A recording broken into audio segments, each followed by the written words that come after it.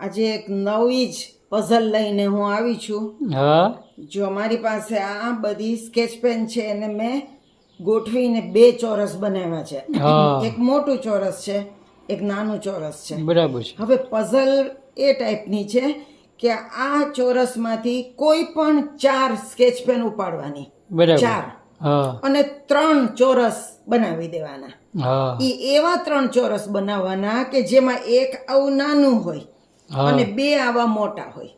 હા લે ઈ બે મોટા અને એક નાનું, બરાબર 3 ચોરસ બનાવવાના અને 4 સ્કેચ પેન ઉપાડવાની. બરાબર. હવે હું આ ટાસ્ક કોઈને પૂછતી નથી, કારણ કે સામી વ્યક્તિ વિચારે ને એમાં ઘણો બધો સમય વયો જાય હા. અને લોંગ વિડીયો બની જાય. મારે શોર્ટ બનાવવો છે એટલે હું જ એનું રહસ્ય કહી દેતી હોઉં છું.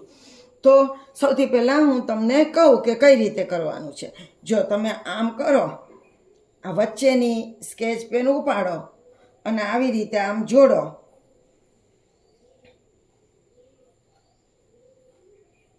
આમ તો 4 સ્કેચ પેન તો ઉપડી ગઈ, પણ ચોરસ 3 બન્યા અને આ બે તો લટકતા રહ્યા. હા ખૂણા એમને એટલે આપણે એમ કશો જ એક સ્કેચ પેન ને લટકતી રાખવાની નથી, બધી સ્કેચ પેન વપરાઈ જવી જોઈએ.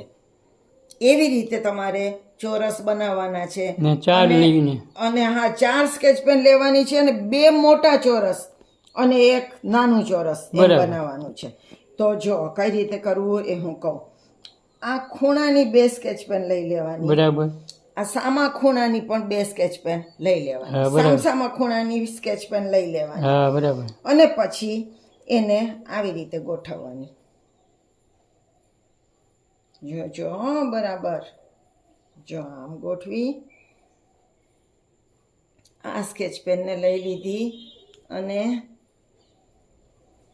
એને પણ આમ ગોઠવી. હા એટલે હે જુઓ હવે તમે, હા, બે મોટા આ ને એક નાનું ચોરસ બન્યું, 2 મોટા અને છે. આ 2 મોટા ચોરસ હા બન્યા. એ આ તો સરસ પજલ બરોબર છે. ને? હમ અહીંની 2 સ્કેચ પેન લીધી અને હા અહીંની ખૂણાની 2 2 લીધી. ખૂણા સામસામા ખૂણાની 2 હા. સ્કેચ પેન લેવાની. બરાબર છે. તમે આ 2 સામસામા ખૂણાની લ્યો કે આ 2 સામસામાની ખૂણાની લ્યો, પણ આવી રીતે ગોઠવો ને એટલે 2 ચોરસ મોટા અને એક ચોરસ નાનું બને. હા, બોલો કેવી પઝલ છે? બહુ સરસ તો છે તમે પજલ. બાળકોને આ પઝલ આપજો. હા અને એને ન આવડે બાળકોને તો તમે આવી રીતે એને શીખવજો. હા નવી પઝલ સાથે આપણે ફરી મળશું. આવજો.